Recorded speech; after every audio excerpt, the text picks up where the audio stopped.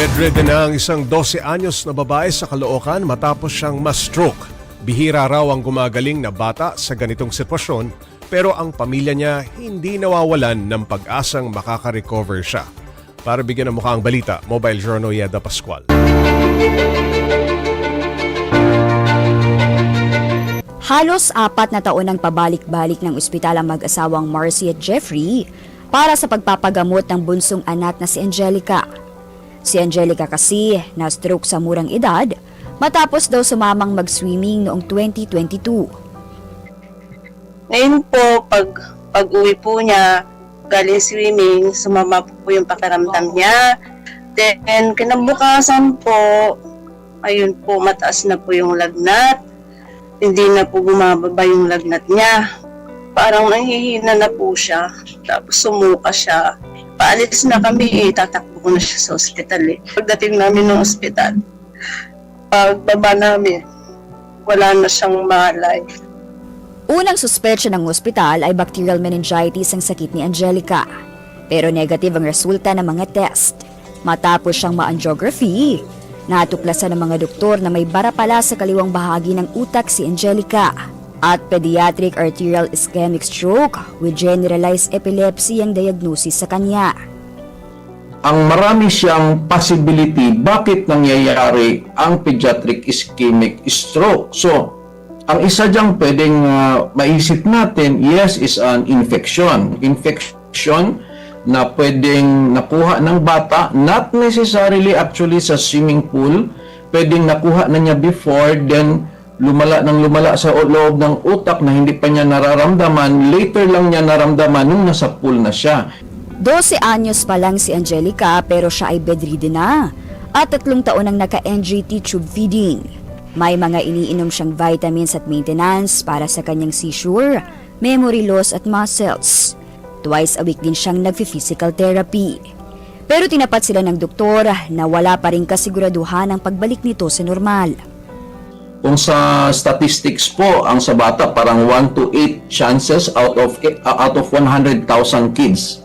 So rare yon. In comparison sa adults, nasa 80 to 100 per 1,000 population. So mas madami nga ito sa adults. Yun po ang sad reality dito na pag ang utak ang natamaan or nerves natin ay natamaan na, hindi po siya nag-heal back to the normal, especially kung severe. Ang kanilang padre de pamilya na si Jeffrey isang rider ang bukod tanging naghahanap buhay sa pamilya. 3 pang nag-aaral at si Marcy ang nakatutok sa pag-aalaga kay Angelica. Hindi ako mapapagod, anak, sa pag-aalaga sa'yo. Sabi ko, titiisin ko lahat para lang gumaling ka. Sa lahat po ng nanonood po sa amin, nais po sana namin humingi po ng tulong para po sa mga needs po ni Angelica, tulad po ng mga lifetime na maintenance po niya. Mga kapatid, ako po si Mobile Journal Yeda Pascual na nagpapaalala na ang bawat may karamdaman ay kailangan din ng kalinga. Kumustahin natin yun ang lagay ni Angelica kasama si Mobile Journal Yeda Pascual. Yeda, saan daw ba posibleng nakuha itong impeksyon na tumama kay Angelica?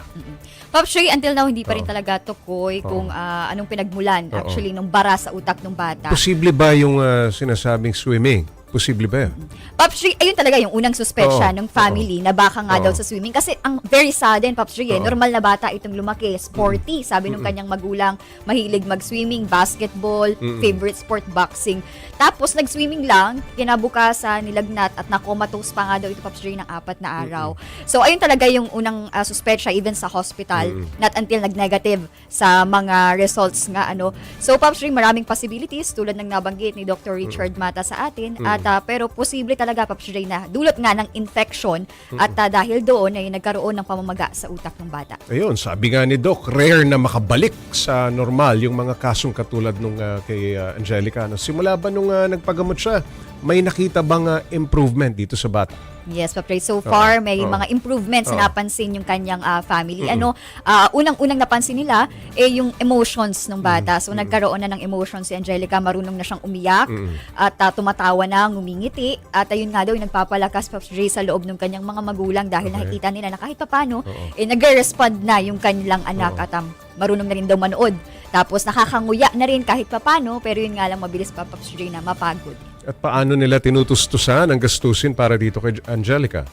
Pops Ray, hirap talaga. Ayun ang sabi dahil ang naghahanap buhay lang yung padre de pamilya, isang rider. Okay. Pops Ray, sumasideline din sa paglilinis ng aircon yung kanyang ama. Pero Pops Ray, ang nakakatuwa dito sa family is talagang matibay yung kanilang support system para kay Angelica. So talagang tulong-tulong sila sa pag-aalaga dito sa kanilang bunsong kapatid o anak.